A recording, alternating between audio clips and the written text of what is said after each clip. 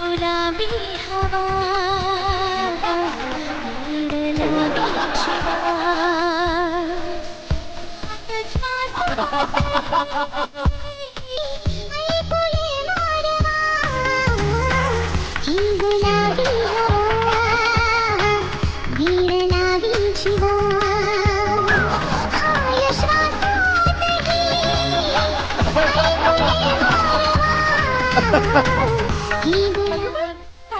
हा तेच म्हणतो मी हे इंग्लिश काय कामाचं नाही हे आपलं गावठी बरं.